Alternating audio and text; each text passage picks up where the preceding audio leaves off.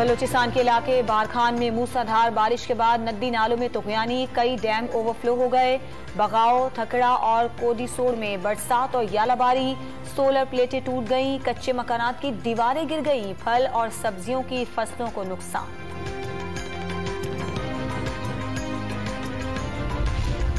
लाहौर के मुख्तलिफ इलाकों में आंधी और गरज चमक के साथ बारिश। डेरा गाजी खान, रहीम यार खान और मरी में भी बादल बरस पड़े।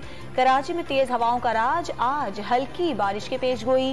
खैबर पख्तूनख्वा, इस्लामाबाद में तेज हवाओं के साथ बारिश का इम्कान।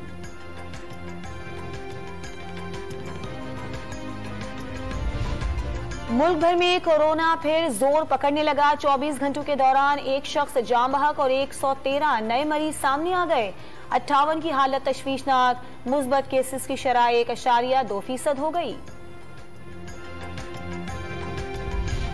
वजीर आजम की जेर सदारत विफाकी काबीना का इजलास आज होगा। मुल्क की इक्तसादी और सियासी सूरत हाल का जायजा लिया जाएगा।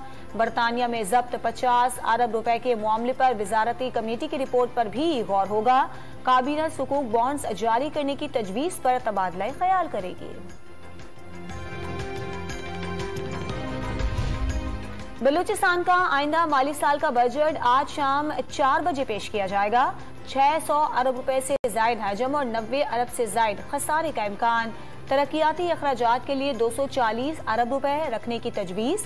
तालीम, सेहत, अमन-ओ-अमान तरजीहात में शामिल। पीपल्स पार्टी की शहीद चेयरपर्सन और साबिक वजीर आजम बेनजीर भुट्टो का 69वां यौम पैदाइश।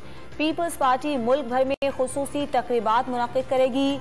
पाकिस्तान की 2 मरतबा खातून वजीर आजम रहने वाली बेनजीर भुट्टो को 27 दिसंबर 2007 को पिंडी में खुदकुश हमले में शहीद कर दिया गया था। और लंदन के इलाके नॉर्थ यॉर्कशायर में हेलीकॉप्टर गिरकर तबाह, 2 अफराद हलाक हो गए।